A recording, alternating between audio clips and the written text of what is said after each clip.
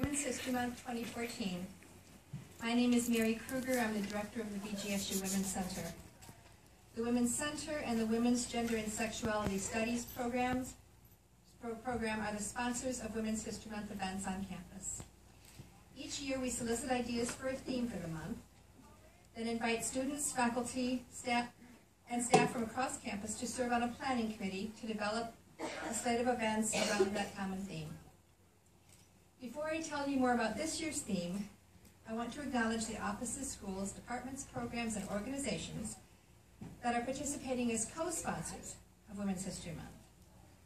They include the Office of the Provost, the Office of the Vice President for Student Affairs, the College of Arts and Sciences, the School of Cultural and Critical Studies, the School of Family and Consumer Sciences, the Child Development Center, College Democrats, Graduate Women's Caucus, the Bowling Green section of the National Council of Negro Women, the Political Science Department, the Office of Multicultural Affairs, and the Institute for the Study of Culture and Society.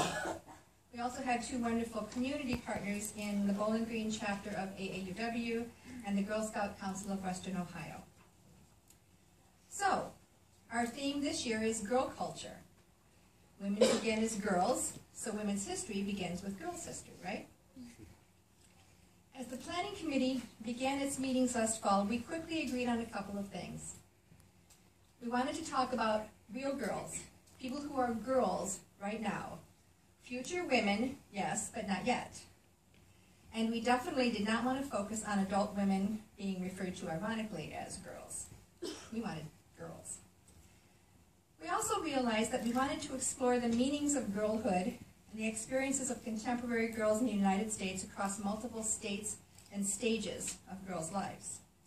So we organized an alternative dress-up day for 3 to 6-year-olds. We sponsored sessions on STEM outreach programs for middle schoolers. We invited presenters on media images of girls, series books for girls, adolescent girl sexuality. We screened documentary films about African-American girls' relationships with their black dolls and what virginity means to American girls. The planning process was so much fun we could have filled several months with the ideas that were being suggested. But all of those ideas involved adults speaking about girls, adults providing programming for girls. And then someone said, wouldn't it be great if we had a speaker who was actually a girl right now? And then someone said, has anyone seen the YouTube of that 12-year-old girl in North Carolina challenging the state legislature? And then everyone said, oh, we have got to get her. Madison Kimrey has emerged as an articulate and eloquent voice for civic participation and voting rights for young people in her home state. But the impact of her efforts is being felt nationwide. A stunningly poised and dynamic speaker, Madison takes her role as citizen, future voter, and participant in American democracy very seriously. In her own words, she is, quote, not a prop. She is part of the new generation of suffragists and will not stand silent while laws are passed to reduce voter turnout. I love that line, not a prop. By the way, in honor of the cause about which Madison cares so passionately, there is a voter registration table outside this room, staffed by students from the College Democrats. If you are not registered to vote, or if you perhaps registered at home and now would like to change your registration address to Bowling Green, please see the volunteers at that registration table. And just so you know, the college Republicans also were invited, although they did not choose to attend. The College Democrats will accept registrations from voters of either party, any party, or no party. Just please sign up if you are not registered to vote. But do that afterward. First, please join me in welcoming our keynote speaker to BGSU, writer, activist, founder of North Carolina Youth Rocks, and nobody's prop, Madison Kimrey.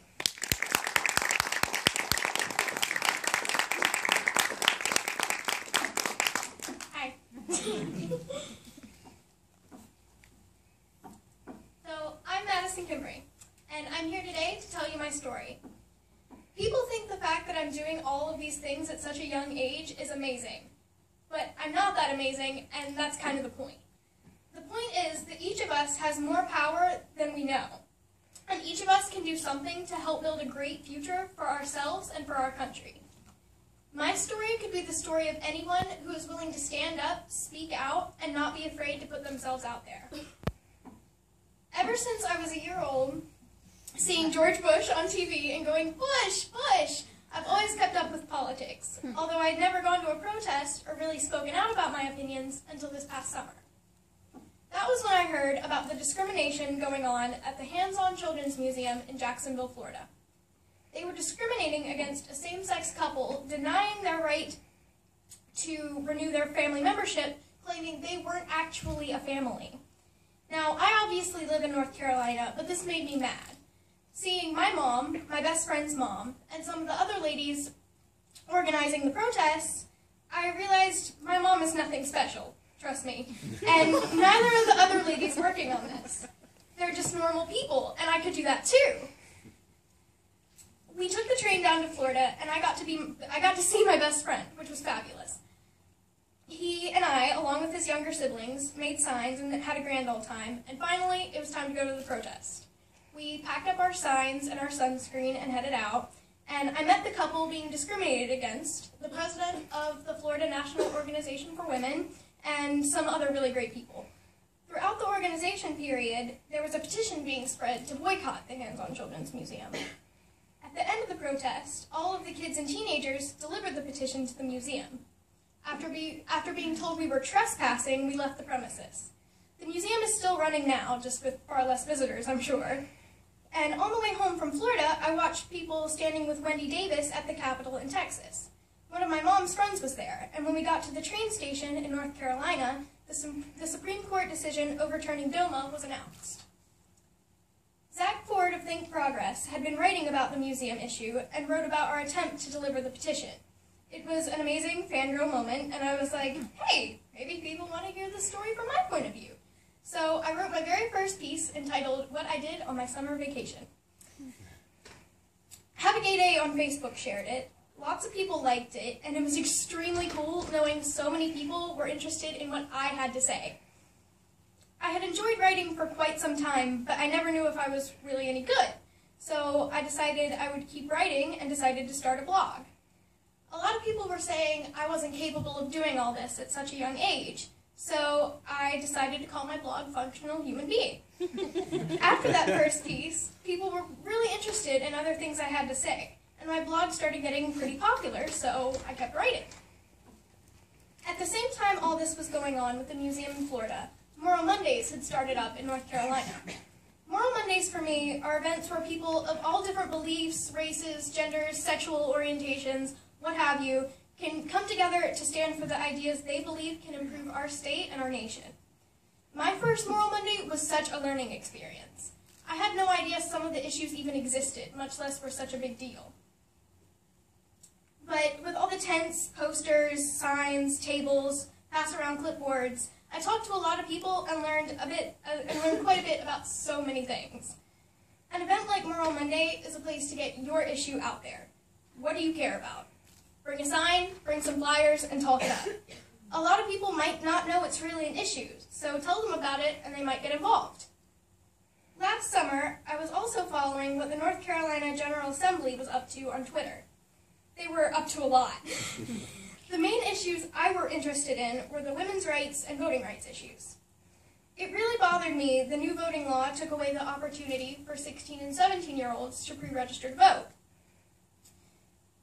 This was something that was going to affect my friends and was going to eliminate an opportunity that was only 4 years away from me. Flipping page awkwardly. I started writing and talking a lot about pre-registration. So let's take a moment to watch what was happening on the floor of my state senate in regards to pre-registration.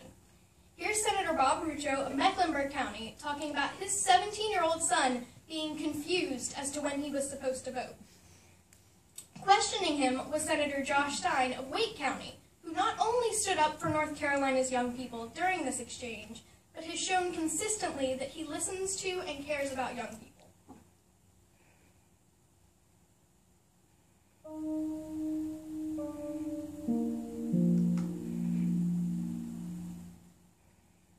People engage in the state when they get a driver's license, and register. There's no allegations of people voting before they're 18. I'm just wondering why we are not helping people to participate in the democratic process.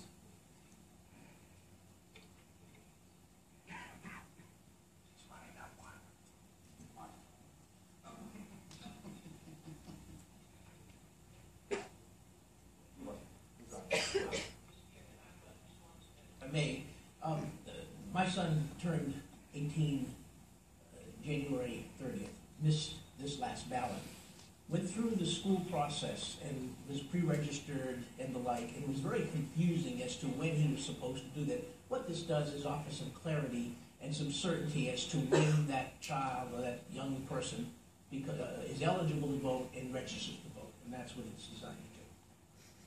Follow up. Did your son not know he was 17 on election day? If you would like my son to come visit you.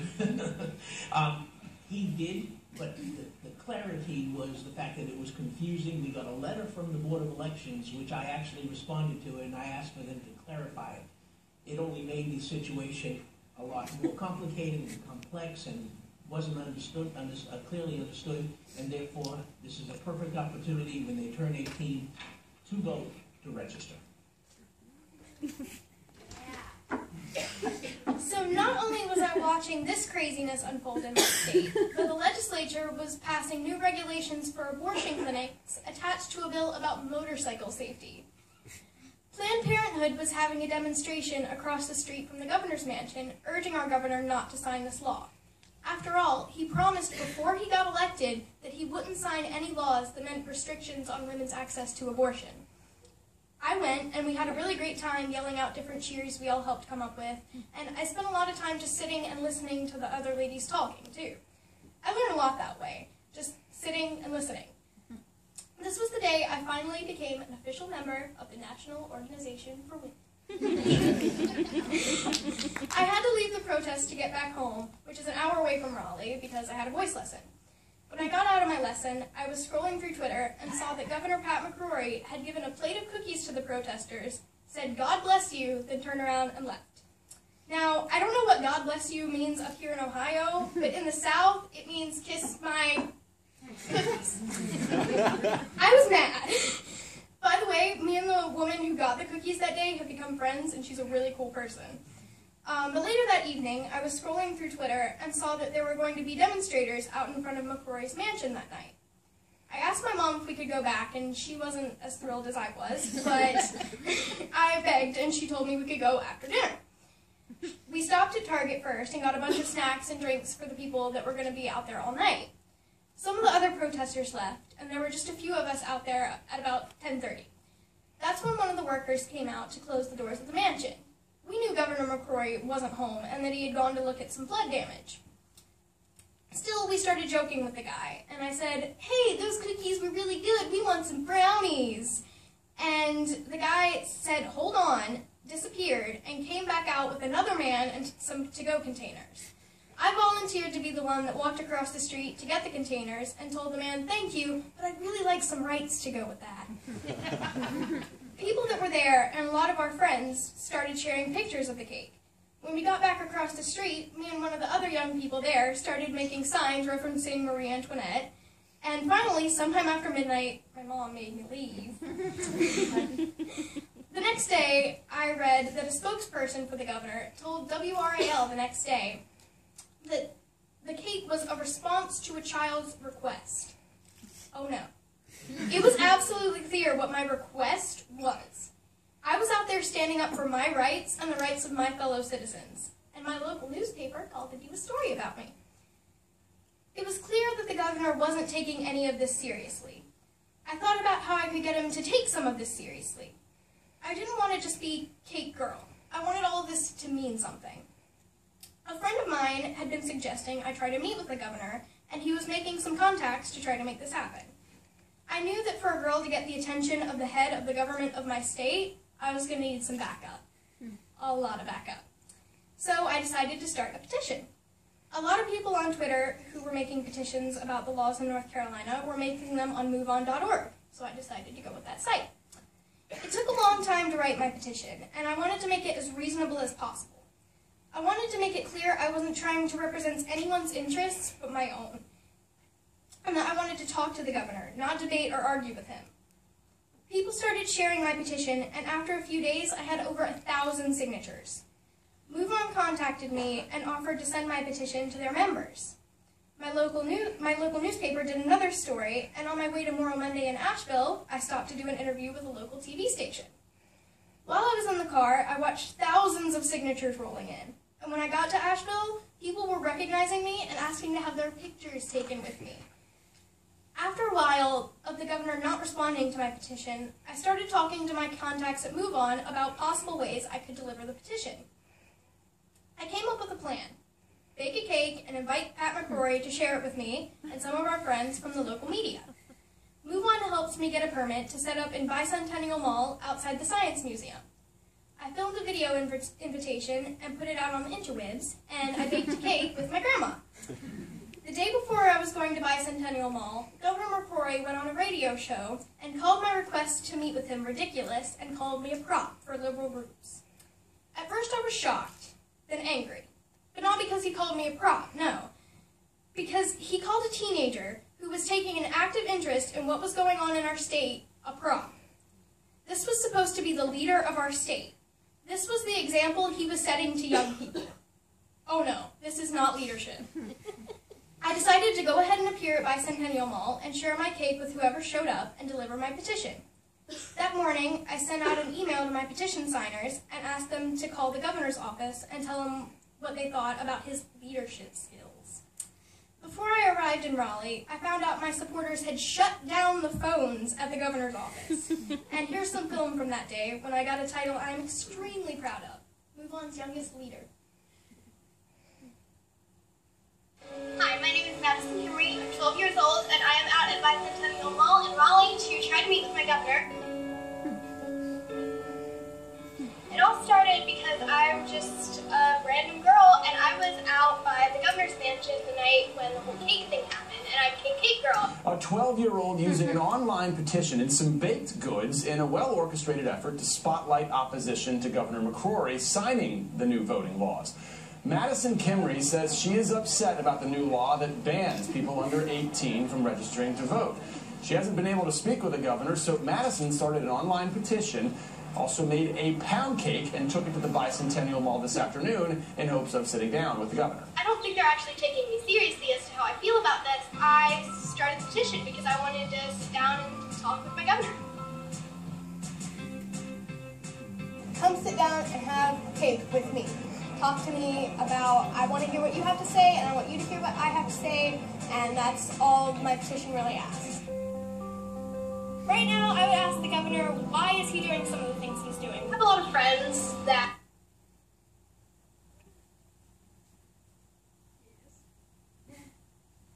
Hi, my name is Madison Kimrey.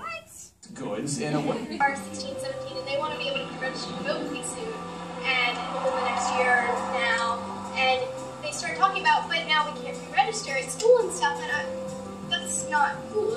That has to do with my friends, and that's one of the things that's going to come up sooner to me. Everybody that signed my petition, I had them call and email the office, and I brought him tweet too, and he still didn't show up.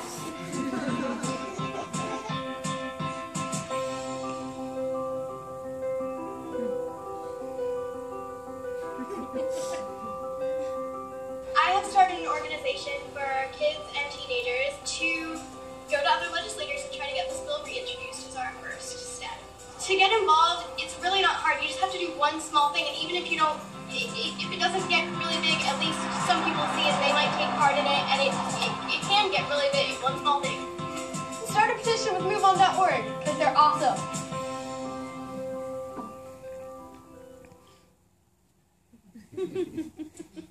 A few days after my petition/cake event, MSNBC called, and it was the Melissa Harris Perry show. What? I saw her on TV on Saturday mornings, and I was going to be that person with the city in the background. I never knew those backdrops were on a TV screen, by the way. It was kind of a disappointment. Not only was I going to be on her show, I was going to be her foot soldier of the week. Anyways, I was super nervous, and I heard Melissa Harris Perry talking, and then she was talking to me. and I was shaking. My hands clamped down in the chair, and I started talking, but I had no idea if I was even making sense. My mouth was moving, and words were coming out, but the whole experience was like a dream, and Melissa is so nice. For page flipping. In October, I was asked to give a speech at the Alamance County Moral Monday. That was huge. It was my first speech, and it was at Moral Monday. I worked very hard to write the very best speech possible, and after I thought my speech was done, I had the other major problem every teen girl activist faces. What do I wear? I went looking for clothes, and I found this fabulous hat.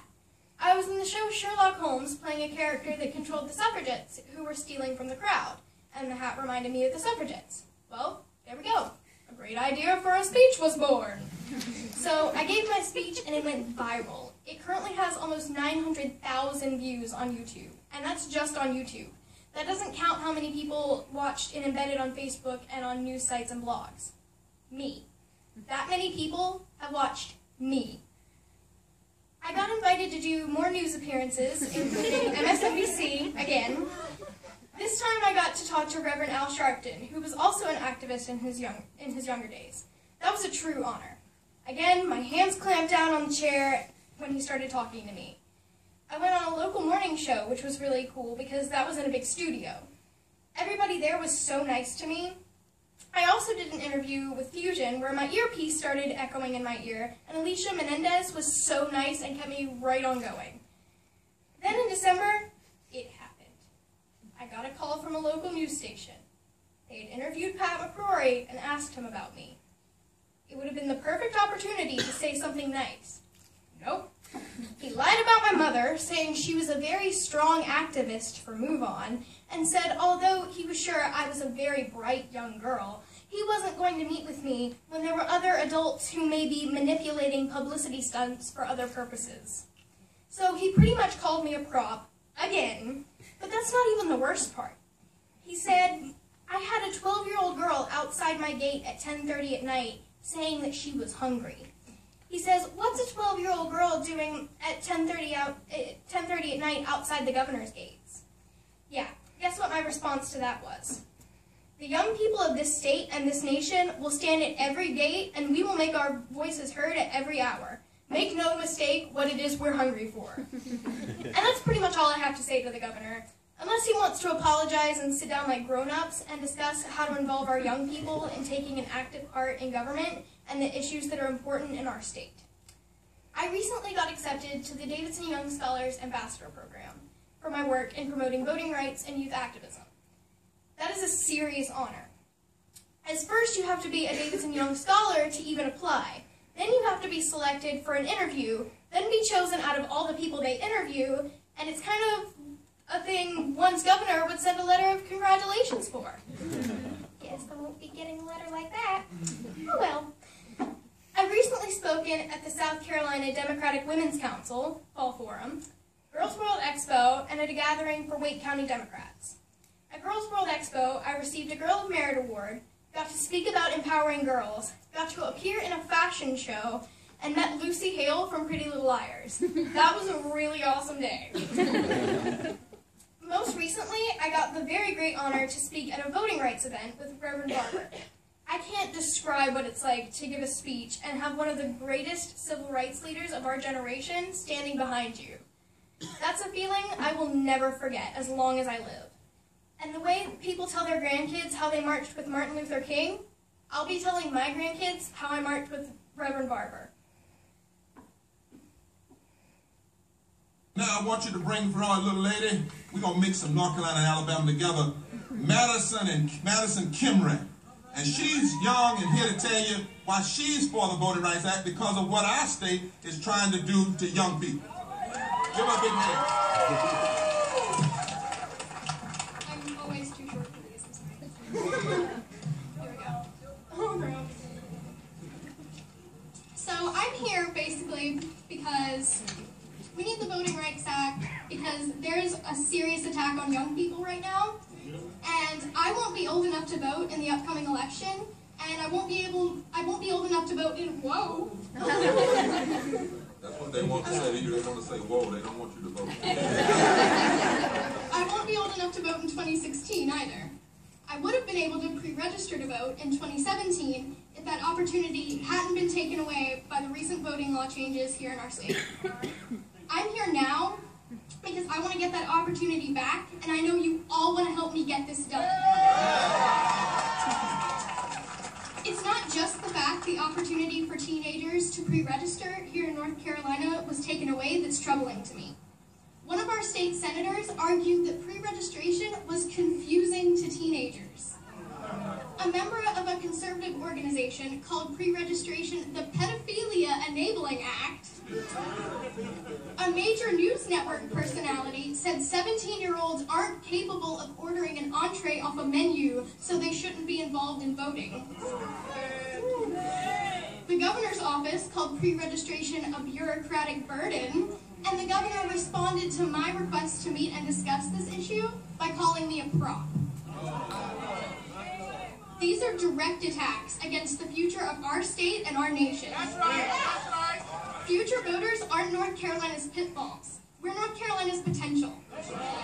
Young people who work with organizations interested in furthering ideas aren't their props, we're their possibilities. We're benefits, not burdens, and we're capable, not confused. I believe that with your help, I'll be able to pre-register to vote when I turn 16. The legislation that gave teenagers this opportunity here in North Carolina passed with overwhelming bipartisan support.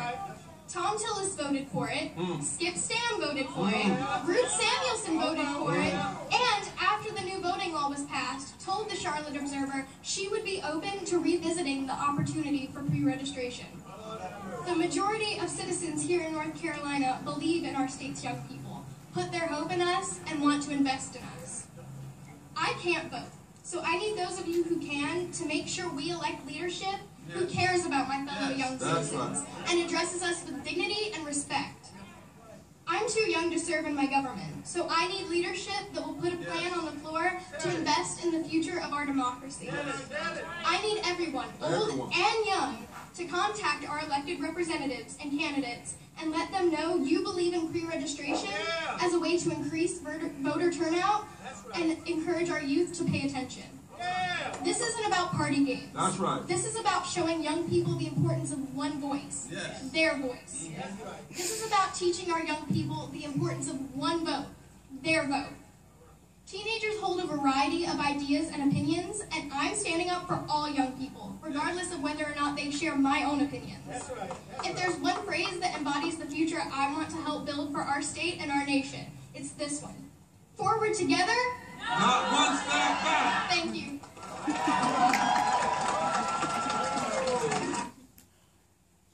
So, I've got what's probably the best Twitter feed of any 12-year-old girl you know. One connection on social media leads to another, then another, and before you know it, you can be really well informed. You can connect with people who are passionate about the same issues you are, and you can all help each other share information. But not everyone you meet out there in social media land is going to be helpful. I get a lot of haters. One of the craziest things they say to me is that I shouldn't be doing any of this. I should enjoy being a kid. One lady even sent a message saying that I should stay at home and play with dolls. The thing is, I have a lot of friends who get the same kind of message because they're in college full-time at my age, working on inventions or undertaking other work that doesn't fit in with what certain adults expect a kid to do. These people don't understand that it would be trying to fit into their mold, and that would really make us miserable. I don't sit around reading, writing, and watching the news all day. I have a whole life outside of all this. I like to go shopping, hang out with my friends, play video games, and all that stuff. I don't just limit myself to that. I also have a serious passion for theater, and I'm always working to develop my talents there.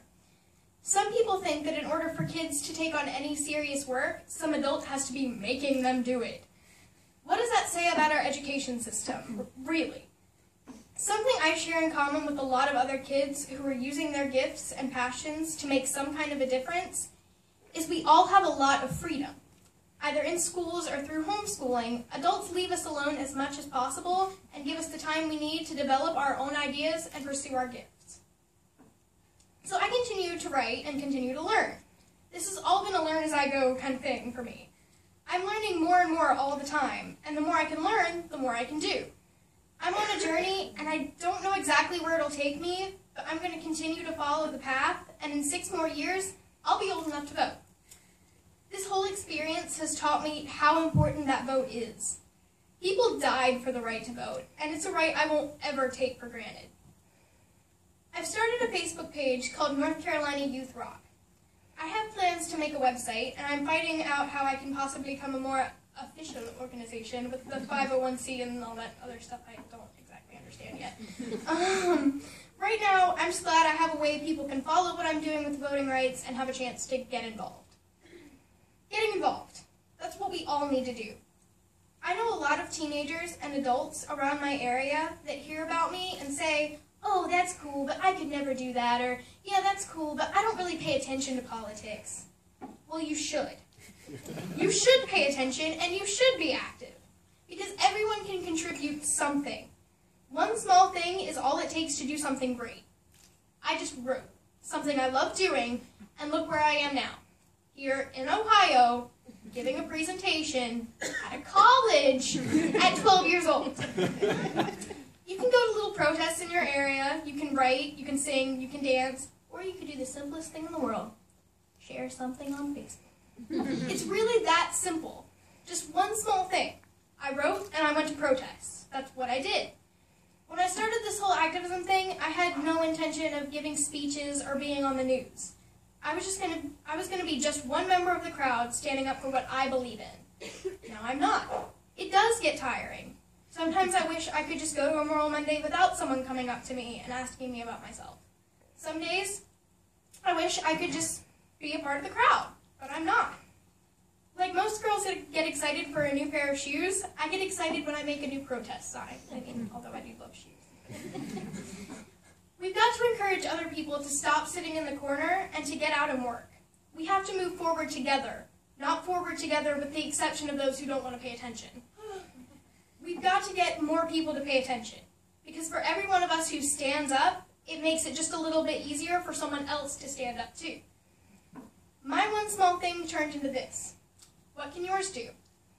My life this past year has been crazy, but I've been able to balance my activism with the rest of my life.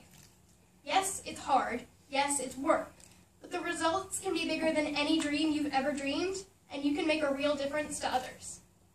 And now I'm done.